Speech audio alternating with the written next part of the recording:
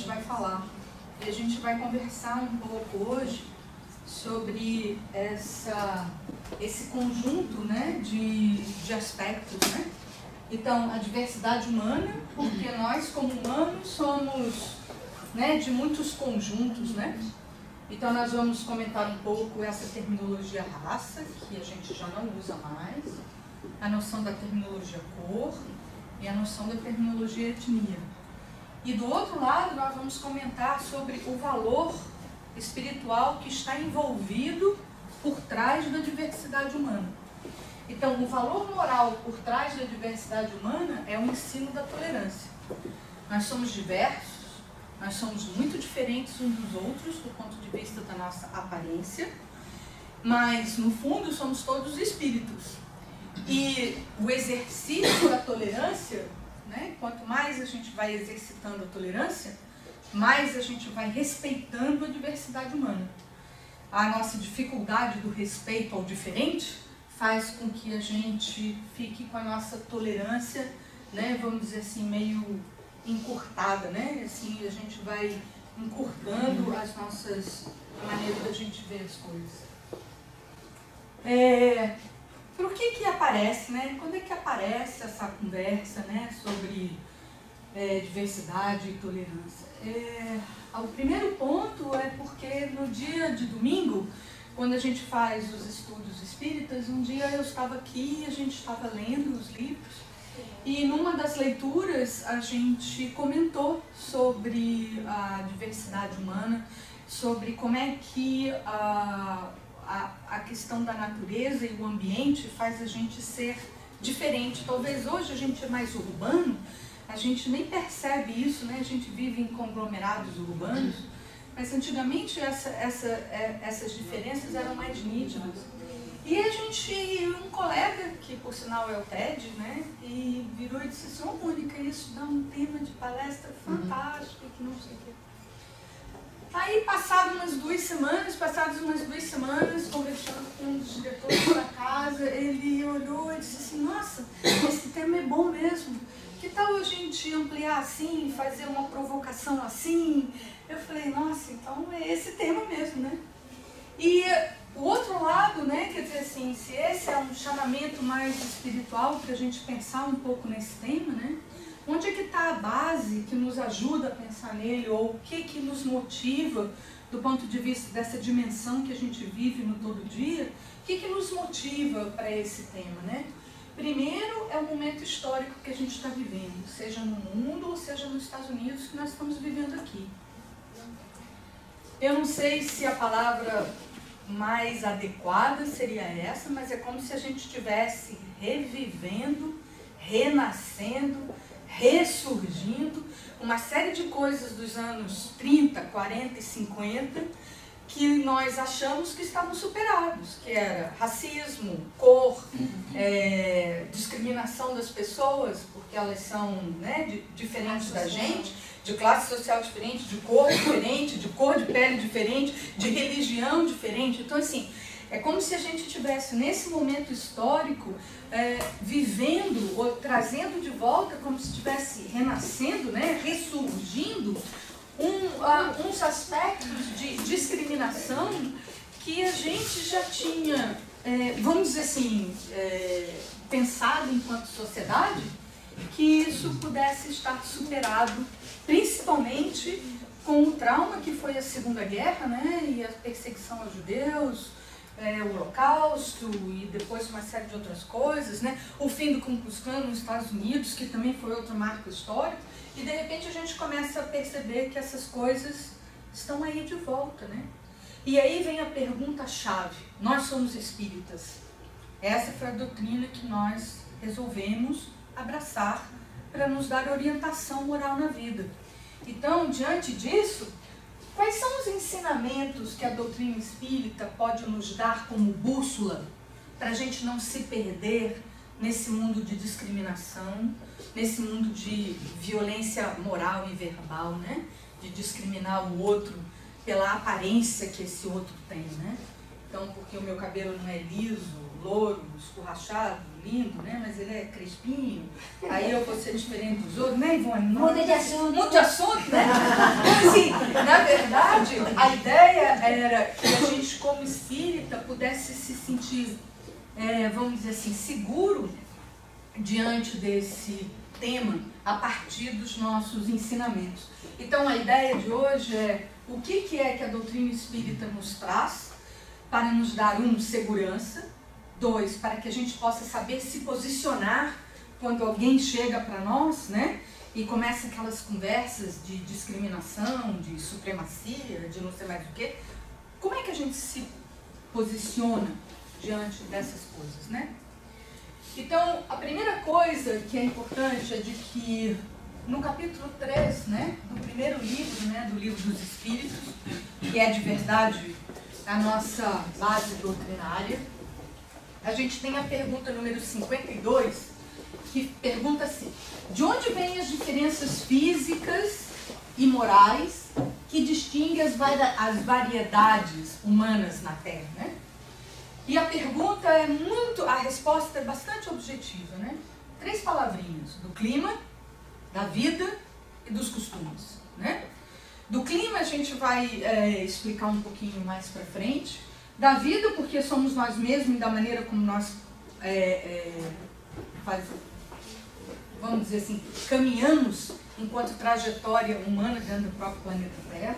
E dos nossos costumes, porque tem a ver com os nossos hábitos, que também estão influenciados de uma maneira ou de outra pelo clima, que também estão influenciados pela vegetação, pela natureza, pelo modo como a gente vive e mora, né?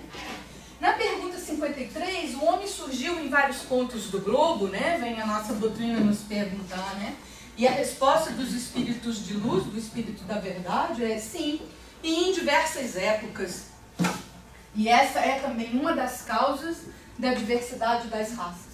Mais tarde, os homens, dispersando-se, a gente vai ver também o nosso caminho mais ou menos, nos diferentes climas e alinhando-se a outras, né, humanidades, formavam novos tipos e assim sucessivamente. Então, estão aqui as primeiras respostas, né? Depois, na pergunta 54, né, dentro do mesmo capítulo, se, pois, a espécie humana não procede de um só indivíduo, né, os homens devem deixar, por isso, de se considerarem irmãos, que aí é que está para nós a chave do ponto de onde é a base da nossa tolerância. Não é porque eu sou diferente, né, Ivone, assim, né, meu cabelinho, né, e o outro é louro, né, assim, com, né? E aí, eu vou deixar de ser irmão do outro só porque um é assim e o outro é assado? Não, a nossa base da nossa doutrina diz que nós vamos considerar irmãos porque todos homens são irmãos em Deus, né?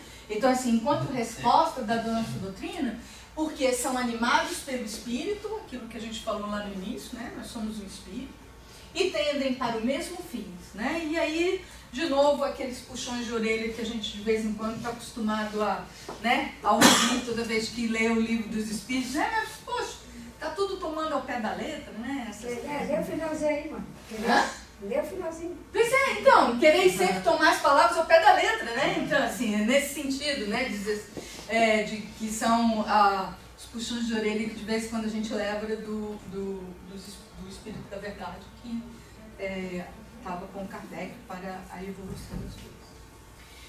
Existe aqui, no Livro dos Espíritos, tem uma nota explicativa muito importante, que depois vai aparecer na Revista Espírita, que a gente ali tem a coleção, dizendo assim, que o Espiritismo, dentro da nossa doutrina, faz com que desapareçam naturalmente todas as distinções estabelecidas entre os homens.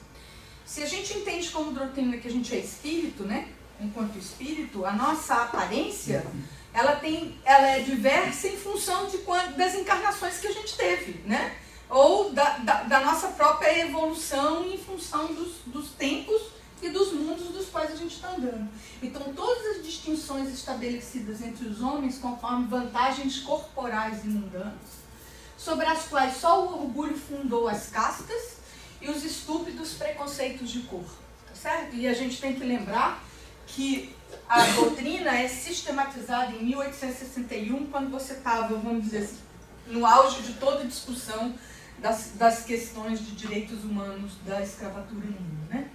Os privilégios de raça têm sua origem na abstração que os homens geralmente fazem do princípio espiritual para considerar apenas o material exterior. Então, de novo, a doutrina nos chama e diz assim, olha, corpo é corpo, espírito é espírito. Todos nós temos a nossa individualidade como espírito, porque a nossa individualidade pertence ao nosso extrato mental e à nossa inteligência como espírito. A nossa aparência hoje é assim, na próxima encarnação pode ser assado. Então, se eu começo a discriminar aqui, na próxima, como é que eu fico diante de mim mesma quando eu me olho no espelho, né? Então, assim, cujo corpo não passa de um invólucro temporário, variando com a roupa, de forma e de cor. E aí a gente tem que lembrar assim, né? A gente vai pra praia, a gente usa roupa de praia, né? A gente vai para um casamento, a gente usa roupa de gala, ou, né? ou vai para uma formatura, usa gravata borboleta e assim. Então, a noção do invólucro, né? Da forma e da cor, no sentido da roupa, do que vai variando, como se a gente também tivesse essa capacidade, enquanto espírito, de variar o nosso próprio invólucro. Na palestra de hoje, a gente está falando um pouco da diversidade do ponto de vista das nossas características físicas, né? Mas uma outra palestra paralela a isso podia ser o que a doutrina espírita insiste sempre. Nós, hoje, somos homens ou mulheres, porque assim nos escolhemos. Mas o meu espírito que está em mim aqui hoje, a minha alma, né? Meu espírito que está em mim, ele não tem gênero. Meu espírito não é nem masculino, nem feminino. Né? Eu posso, há X encarnações atrás, ter sido encarnado neste invólucro como homem, ou né? Como um ser masculino. Hoje eu sou um ser feminino. Mas a doutrina é muito clara em todas as respostas que estão no livro dos Espíritos, de que nós, como espíritos, não temos gênero. E se não temos gênero, também não temos cor. Se não temos cor, também o nosso invólucro material vai ser determinado em função do nosso plano. Então, essas duas notas explicativas acabam sendo importantes para reforçar.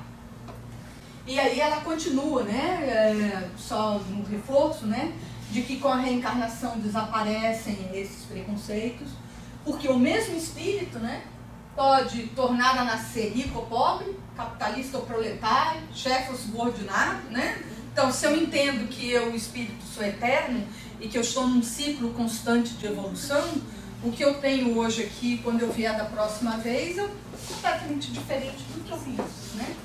Então, a nossa base é essa, né? A doutrina espírita vigora o mais absoluto respeito à diversidade humana.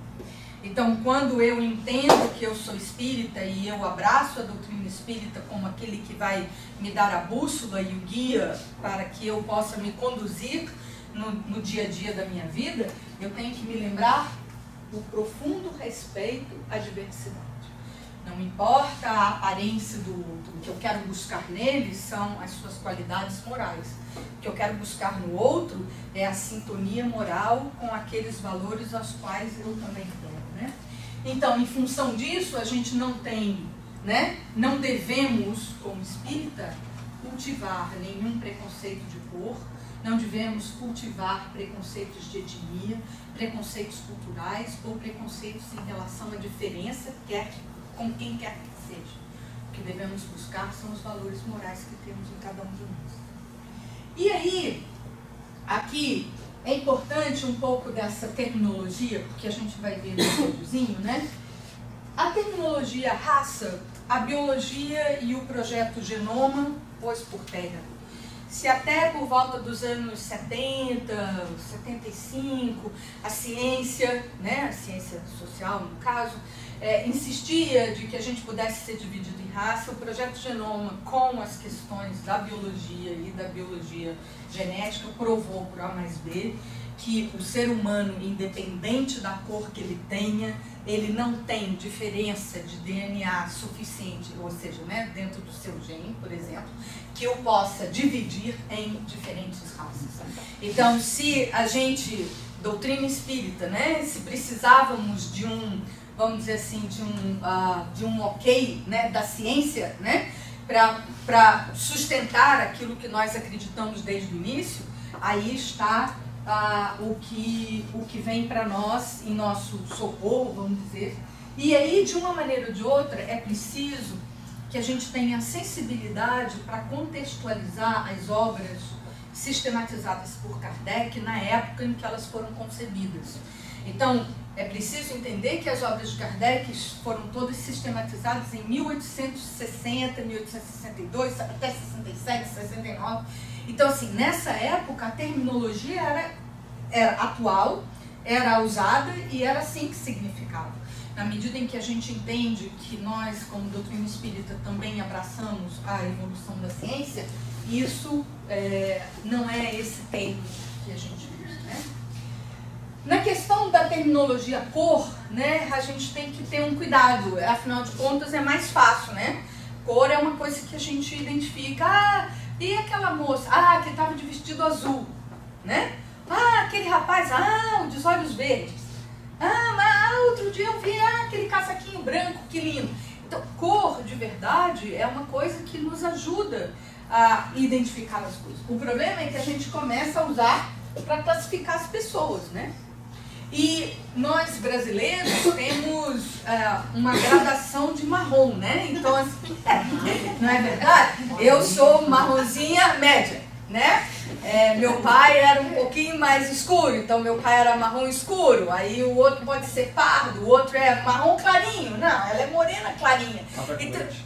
Café com leite. Café com leite. Então, assim, na verdade, a noção de cor, né, meio que classifica as pessoas, né, assim, e de verdade não é muito, a gente se identifica por isso, a gente se coloca dessa maneira, é parte da nossa identidade, mas ela deve ficar aí, ela não deve servir de motivo ou de valor moral para que a gente ultrapasse essa identificação física para uma discriminação moral.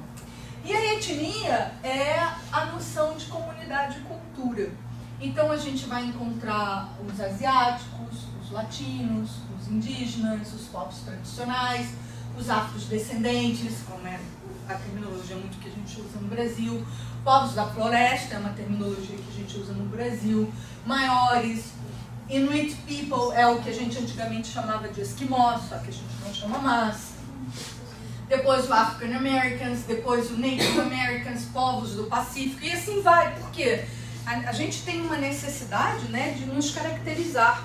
E eu às vezes costumo dizer que nós brasileiros aqui nos Estados Unidos, em alguns momentos, quando preenchemos formulários, temos sérias dificuldades. Porque nós não somos latinos, tá certo? Nós não somos latinos, não somos asiáticos. Aí normalmente a gente vai para outros, né? Porque a nossa classificação... Em alguns formulários já começa a aparecer South America, por exemplo, e não latino, né? Então, em alguns formulários a gente já começa a ter uma diferenciação. Mas para nós é muito difícil. E você se sente mal. Você diz assim, a minha cultura é uma cultura que vem de uma raiz de Portugal, né?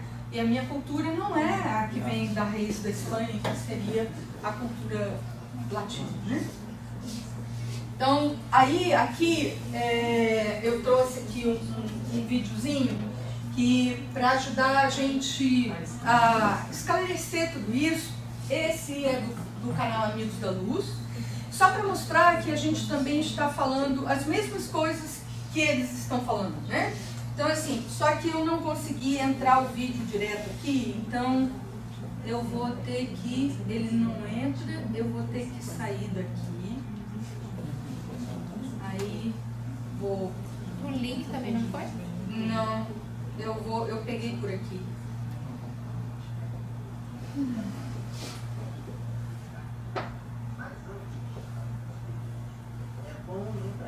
Que essa técnica de ácidos era comum na época de Kardec, mas hoje está em desuso, né?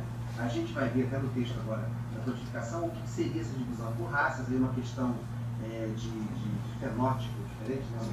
De aparência genética e com composição física diferente, cultural e de geográfica, são os argumentos para raças humanas. Mas hoje não acontece assim. porque a gente entende que o repertório genético de todos os homens, de todas o que a gente entendia por raça, são rigorosamente iguais, as variações são ínfimas e não suficientes para nos dividir em raça, como existe, por exemplo, raça de cão, né? Bulldog, pastor alemão, quer dizer, na espécie humana não há essa diferença genética tão acentuada que nos permitisse nos reorganizar em raça. Então não existe isso. Hoje o que a gente tem de diferenciamento de agrupamentos humanos é a questão cultural. Né? Um determinado grupo tem uma cultura, uma maneira de se relacionar com o outro, com a sociedade, com o religioso, e tal, com tudo, com a arte, de uma maneira diferente de outro grupo, então assim se diferenciam, né, se distinguem os grupos humanos, mas não mais em relação à raça. Felizmente, porque a gente logo depois aí da codificação, alguns anos depois vieram todas aquelas guerras e tal, e esse absurdo que foi a Segunda Guerra, onde se pressupunha que a raça ariana era superior a qualquer outra raça. Então essa coisa de raça já não tem mais a menor graça. Na verdade, isso foi usado como uma espécie era como se fosse uma laranja, né? Apesar de existir laranja lima, laranja feira, laranja da terra, nenhuma deixa de ser laranja. Então era como se fosse isso. Existem vários tipos de povos, né? Formando diferentes lugares. Eu acho que é essa questão que fala isso. Sim, a gente vai. Só mesmo para a gente poder já situar essa questão, para a gente vai de raça humana, raça humana, raça humana. É raça humana. Mas isso era uma terminologia que era da época. Ok? Hoje tem uma conotação absolutamente negativa, a gente não tem essa maneira. Vamos para 52. E agora vamos falar sobre a diversidade das raças humanas. Mas antes, amigos. Vamos voltar aqui. Então, assim, eu gostei muito desse vídeo, porque ele, na verdade, explica, reforça o que a gente estava conversando, mostra que lá, né, no Brasil, tão longe, né, tem gente de todas as partes falando a mesma coisa. Eu, para fazer palestra, procurei outras palestras, outros palestrantes também enfatizam que a questão da sistematização na época de Kardec com a terminologia. E aí eles usam a terminologia do fenótipo como uma característica. Então eu só quis trazer aqui para a gente se lembrar, né, e aí começar a comentar o primeiro aspecto, né, que aparece quando os espíritos da verdade respondem por que nós somos tão diversos, por que nós somos tão diferentes. Por conta do clima, por conta dos costumes e por conta da natureza, ou seja, do espaço que a gente está vivendo, né, do ambiente. E aí, a expressão fenótipo é isso, né? São a influência dos fatores ambientais e da natureza, que nessa interação faz a gente ser tão diverso, né? Então, é só para a gente se localizar mais ou menos no mundo, assim, por exemplo. Se a gente for lembrar, assim, talvez a figura do esquimó, né? Que a gente nem usa mais a expressão esquimó, mas talvez seja a figura mais comum que possa estar, que todo mundo possa imaginar. Na figura do esquimó, vocês repararam que a primeira coisa que você nota é que o olhinho dele é do que a gente chama da descendência de mongol, né? De todo, que é assim, né? Né? E aí, se você raciocinar, ele precisa disso, porque ele vive completamente rodeado de branco de neve. E se você já teve, mínimo que for, uma experiência de um dia estar num resort de esqui, ou ter ido esquiar, ou fazer qualquer coisa, se você tiver simplesmente rodeado de muito branco e de muita neve, seu olho vai fazer assim, porque a claridade não vai permitir que você enxergue. Então, eu que moro lá e que uso a pesca para sobreviver, eu ando naquele negócio tão branco que eu preciso que o meu olhinho seja assim. E é esse é o aspecto que o antropólogo Walter Neves comenta. Ele diz isso, que a gente vai ver no mapa, né? Nós saímos lá debaixo da África, né? E aí você diz, mas o africano é negro, é lógico. Senão a pele não sustenta a quantidade de sol que ele precisa carregar em função dele estar vivendo no hemisfério sul né, mais para baixo do Equador, é onde de verdade ele tem muito mais, vamos dizer assim, absorção do sol do que aquele que é um viking, por exemplo, que morava lá no norte da Europa, que vivia, né, do barco. Então, assim, as nossas características têm muito a ver com os espaços que a gente mora. Não resta dúvida que a globalização, o fato da gente ter se tornado internacional e sair viajando para tudo quanto é lugar, essas coisas vão diminuindo um pouco, mas elas todas têm razão de ser, né? E esse antropólogo, ele explica, ele traz isso, né? Que na verdade é o resultado da população, né? Essa mudança toda, a gente saiu da África para uma morfologia, né, tipicamente africana, e a gente sofreu esse frio extremo na Sibéria, e ao sofrer esse frio extremo a gente começa a mudar as nossas características físicas, né, do ponto de vista de evolução de milhões de anos, não é um ou dois, né? E aí aqui eu trouxe umas revistas, e algumas coisas para mostrar para vocês, que é assim, o Márcio, que é o nosso diretor aqui no centro, costuma sempre dizer que ele, quando a Lucy é o nosso, vamos dizer assim, o nosso ancestral que aparece, né, aqui, ela, aqui nesse pedacinho da África, na Etiópia, né, a Lucy aparece por volta de 3 a 4 milhões de anos, né, e perto da Lucy foi encontrado, a Lucy é isso, ela era mais baixinha do que eu, assim, e perto da Lucy foi encontrado esse bebê. Então essa é uma criança de 60 milhões de anos atrás, né? Dentro dessa nossa trajetória, né? E aí a gente perde essa feição aqui, e aí tem uns estudos que mostram como é que a gente avança. E aí esse mapa aqui é o que eu mais gosto, eu acho, né? Que eu acho que ele é bem, né? Mostra que a gente sai daqui, ó. Aí a gente vai caminhando, né? Aqui, antes não tinha água, hoje tem, né? Que é do Estreito de Bering, que separa lá em cima. E a gente vai parar lá embaixo, ó, na Patagônia, na Argentina. Aí depois, nessa nossa caminhada, é que os estudos de antropologia evolutiva mostram que nós fomos, como seres humanos, capazes de nos mesclar com os outros, porque outros existiam por aqui, né? Então nós nos mesclamos com os outros e fomos alterando sucessivamente essa nossa característica física para suportar esses diferentes, vamos dizer assim, essa diferente caminhada que nós fizemos, né, ao longo desses milênios, né?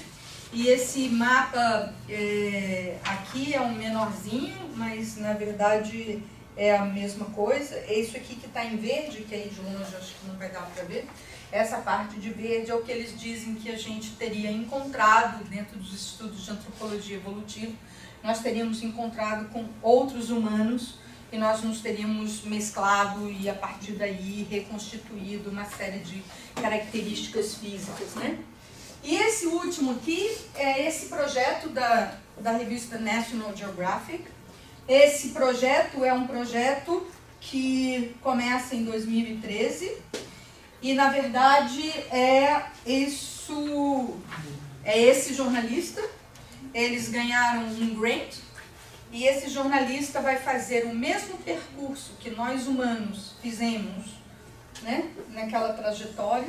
Ele vai fazer a pé e aí tem um site. E aí tem um site em que ele agora está ele já passou Israel. A última vez que eu li todas as histórias, já tinha passado Israel.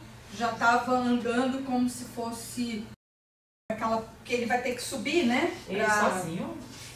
Na verdade, o projeto, ele anda, ele escreve as histórias, e aí ele é acompanhado de uma equipe de produção, né? Então aí ele tem, no site, se você clica, ele tem um satélite, ele tem um celular com um satélite, então você encontra onde que ele está. E ele, então, na verdade, o que ele quer fazer, ou seja, e aí a gente vai no site e a gente encontra as histórias, né? Ele vai fazer exatamente isso. São 7 anos andando pelo mundo, né? Ele vai fazer exatamente isso. Ele saiu daqui e ele está por aqui. Eu acho que ele já está perto da China já. Aí ele vai fazer tudo isso. Esse pedaço que a gente fez a pé na nossa, vamos dizer assim, na nossa tradição histórica, ele vai fazer de barco, porque hoje não tem como, porque antigamente o Estreito de Bering era um pedacinho de terra, hoje não é mais. E ele vai completar a história dele aqui embaixo, na Argentina. Né? Então, assim, é interessante porque a gente pode conhecer um pouco da diversidade, se ler a história, as pessoas que ele encontra no caminho, o tipo de comida, o tipo de vestimenta, por que as pessoas no deserto precisam usar, né, o que cobre você, faz frio de noite, tem vento, tem tempestade de areia, você precisa se cobrir, porque se você não se cobrir, tudo aquilo entra no seu nariz, entra no seu olho. Então, assim, como é que as roupas, as coisas que a gente usa, os nossos trajes, a maneira como o que a gente come, os nossos gostos, tudo isso está muito relacionado com o que a gente vive, né? E aqui uma provocação para a gente pensar. Pensar como espíritas, né? Se para Jesus Cristo, né, importa a cor da pele, né? Quer dizer, né? Então, a gente aqui tem o quadro, talvez, mais famoso, né, de Jesus Cristo no Sermão da Montanha, né? É um pintor dinamarquês. Esse talvez tenha sido, assim, vamos dizer assim, o que mais figurou, né? Um cabelo acastanhado, né? Uma pele mais clara, né? Na verdade, se a gente for ipsiliter pelo fenótipo, Jesus deveria ser moreno como eu, como Ivone, talvez como Léo, né? Assim, porque é do Oriente Médio, né? Cabelo preto, que é o fenótipo das pessoas de lá. E aqui é uma provocação, que é uma comédia americana, que passou por 2 anos, de 2014 e 2015, chamado Black Jesus, numa cidade norte aqui da Califórnia. Ele é um ator e ele pega toda a trajetória, vamos dizer assim, de Jesus, e ele coloca isso na comunidade, na cidade que ele vive, e a partir daí ele cria a comédia dele. Alguns dos episódios estão disponíveis, né, se você quiser olhar, mas a ideia aqui era a gente ser provocado mesmo, né, fazer essa pergunta, né? Eu mudaria de acreditar menos ou acreditar mais se a cor fosse diferente, né? Como é que a minha cabeça funciona do ponto de vista dos meus valores culturais? Porque isso não são valores morais, a gente precisa entender isso, né? É a nossa cultura. Nós fomos criados numa cultura que diz que Jesus está mais para isso do que para isso. Né? Então, a nossa cultura são valores e símbolos culturais, não são valores nem símbolos morais, né? Então, assim, essa provocação aqui é só para a gente parar e pensar, né? Assim, a questão da tolerância, né? A questão da diversidade, né? E aí, por último, eu gostei muito dessa fotografia que eu encontrei nesse Instituto André Luiz. É uma pintura de verdade, eles fizeram, né? No sentido de expressar esse valor da tolerância. Então, em tempos que a gente está vendo ressurgir tudo isso, né? Que não é nada agradável, né? Ressurgir essa coisa da discriminação pela cor da sua pele, pelo seu cabelo, pela maneira como você se veste, essas coisas todas. É importante a gente trazer para nós e pensar no valor da tolerância, né? E aí o valor da tolerância no nosso Evangelho, no capítulo 17, no capítulo 6 dos Perfeitos, tem uma parte que diz, ou tenta explicar o que é o homem de bem, né? E diz que o homem de bem, ele é bom, humano, benevolente para com todos, sem distinção de raças, nem de crenças, porque vê todos os homens como irmãos. Né? Então, assim, esse é o valor da espírita, né, que a gente tem dentro da questão do valor da tolerância. Né? E aí, na nossa mensagem final, eu queria trazer esse verbete que está nesse livro que a gente tem aqui na biblioteca, que se chama O Espiritismo de A a Z, e diz: tolerar é uma atitude consciente, humana, sem restrições, compreensiva, livre de ironias, como também de indiferenças. E a palavra mais importante é consciente. Então é o que nós espíritas chamamos de aplicar a nossa vontade.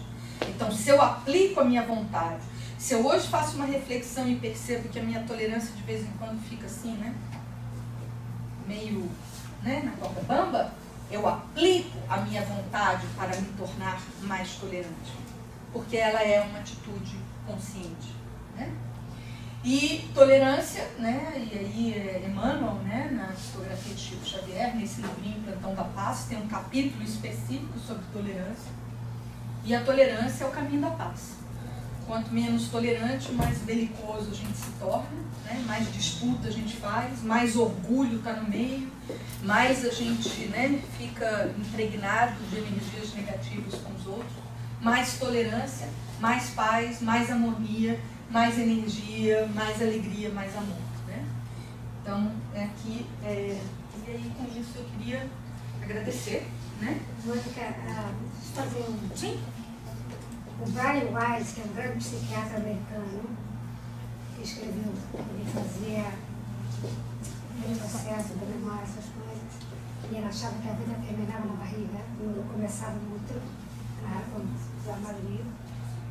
E a pessoa, a criatura que ele estava fazendo regressão, foi para trás 60 encarnações, por aí vai. Então ele escreveu vários livros, a gente encontrou com ele já 3 vezes aqui, está vindo para San Diego em março. Então ele diz assim, em março. Legal. Ele diz o seguinte, porque aqui, o americano tem muito preconceito quanto os mexicanos. Aqui nesse país, aqui exatamente nessa parte da Califórnia. Ele diz, esse pessoal que tem preconceito com o mexicano está entrando na linha, na fila, para nascer mexicano. Porque para saber que não tem nada a ver a aparência.